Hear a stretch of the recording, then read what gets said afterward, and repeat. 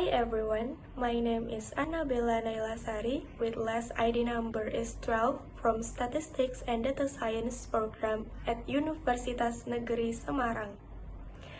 In this video, I'd like to talk about something that quietly follows most of us, stress.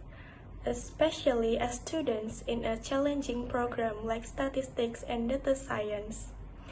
We juggle deadlines, coding assignment, and the pressure to succeed. But how often do we stop and ask, what's really causing our stress? And more importantly, how do we respond to it? Before we get into the discussion, here's where the data comes from. I conducted an online survey with 47 statistics and data science students from Universitas Negeri Semarang.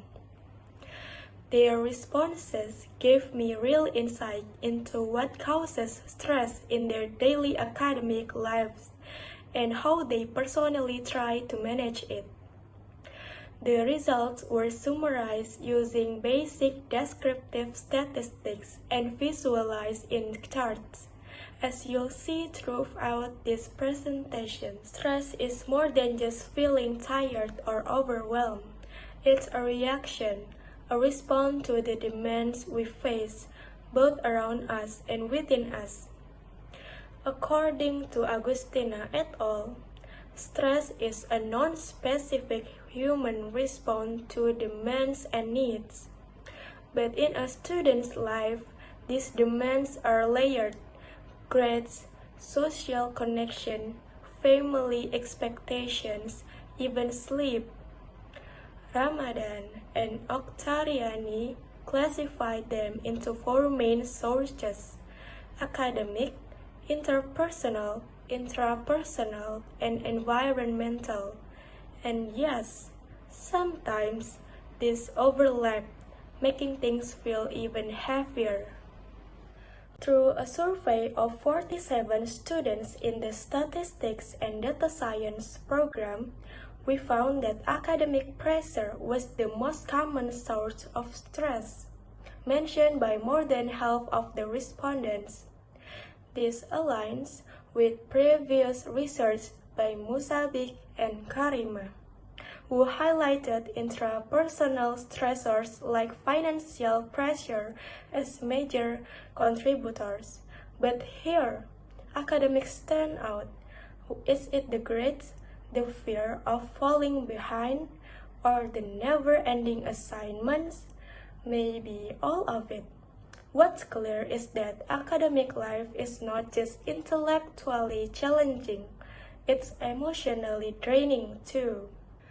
From the survey, students mostly cope by talking to friends, using social media, or enjoying hobbies. But interestingly, very few mention formal or structured methods like counseling, meditation, or physical activity. According to Akbar and Hayati, social support plays a significant role in shaping our coping style, and that support doesn't always come from professionals. Sometimes it starts with a friend who listens. So why do students avoid formal help? First, stigma. Some feel embarrassed or afraid others will judge them for seeking therapy. Second, limited access. Not all students know where or how to get mental health support. And deep down, many just feel more comfortable managing stress quietly on their own. But choosing silence doesn't mean the problem goes away. It just stays hidden. This study doesn't just reveal numbers, it reveals a pattern. Students are struggling quietly.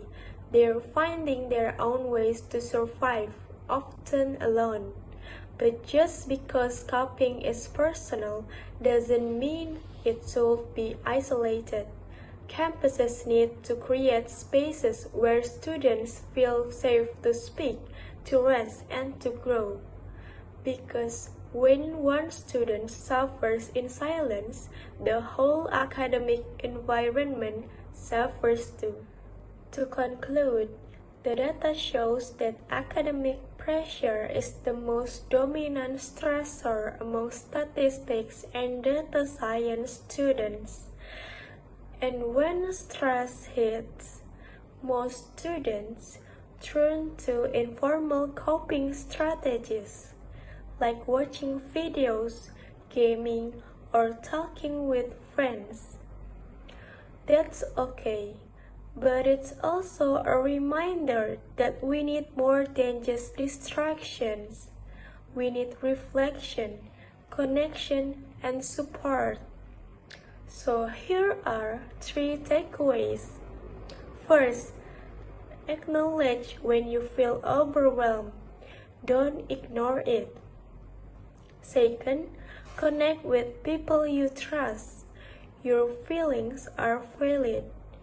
And third, find balance. Make time for meaningful breaks, not just scrolling time. Because mental health matters and how we respond to stress matters even more. Stress doesn't mean you're weak, and asking for help doesn't mean you failed. If anything, recognizing stress is the first step toward healing.